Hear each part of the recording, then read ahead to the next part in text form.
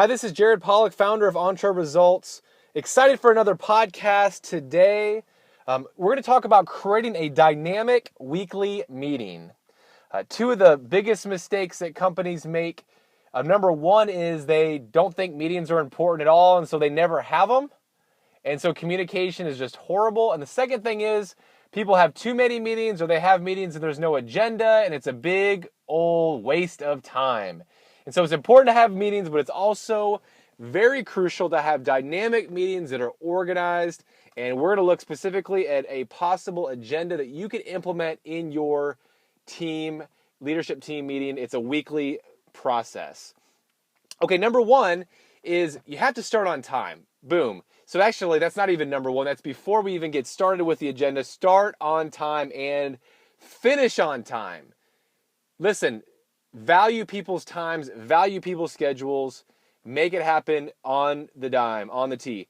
Okay, so here we go. Number one, personal catch up, or basically kind of share with your leadership team really quickly what's happened personally in the last week. Make it quick. Maybe ask them what's the biggest win they've had in life.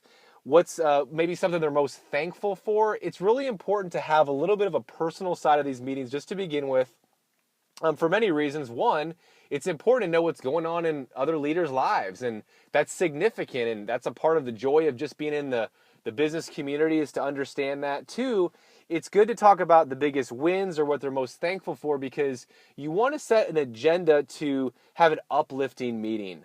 Number two is review certain numbers, things that you're measuring or tracking. Some people call them KPIs, key performance indicators. Some people call it a scorecard. I have a process in my business where we set up those KPIs and scorecards quarterly. And so what numbers are you tracking? And as you go around, each person will have certain things that they are held accountable to, and they say the specific number for each area. So for example, if you're a marketing person, maybe your number is number of qualified leads created this week.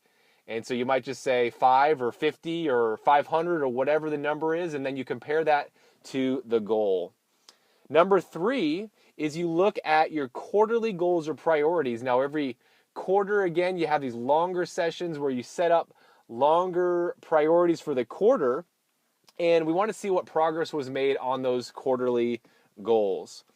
Number four is the action items from last time. What are the little mini activities or bite-sized things that needed to happen between last session? What is the accountability over the last week?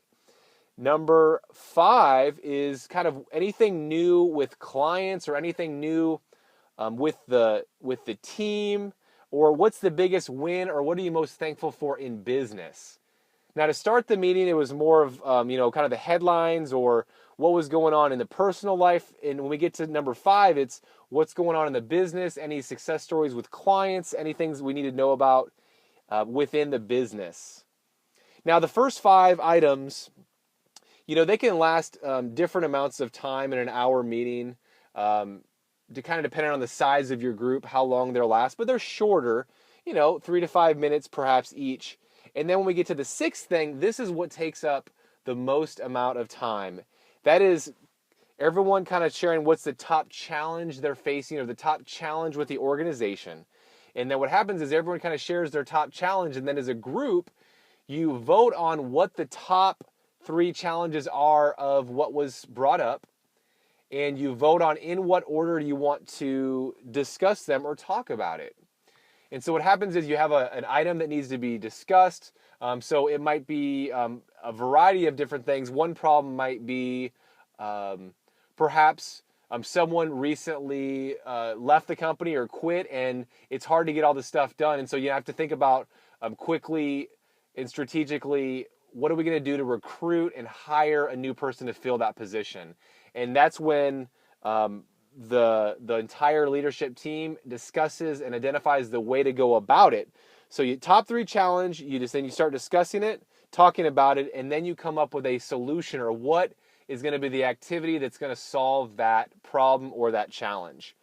And so you have 3. You might not get to all 3 depending on how difficult the one topic is that you want to discuss. Number 7 is throughout the entire session, each individual person maybe has one activity that they're going to focus on in the next week. It'll just kind of come up throughout the meeting. And so then you're going to review or formulate the individual action items that's created throughout the session. So everyone's going to walk away, or usually everyone's going to walk away with a small action item, maybe two, unless for some reason they're going to be gone on vacation that next week. And so number 8 is everyone kind of recaps what the best thing was about the meeting, and then one thing that they think could have happened to make the meeting better. It's sort of analyzing the overall success of the meeting. Okay, I'm going to read these quickly, the top 8, just to recap. First, it's a personal catch-up, biggest win, most thankful for. Number 2, numbers, KPI scorecard. 3, quarterly goals, priorities. 4, action items from last time. 5, anything new with clients or team, biggest win, most thankful. 6, top challenges, and then talk about it and walk away with a solution. 7, review individual action items. What are we going to be talk about and bring up next time? The little activities in the next week. And number 8, what's the best thing about the meeting and what's the one thing we could do to make the meeting better next time? Hey, you can go ahead and implement this meeting process immediately. Make it a better than incredible day.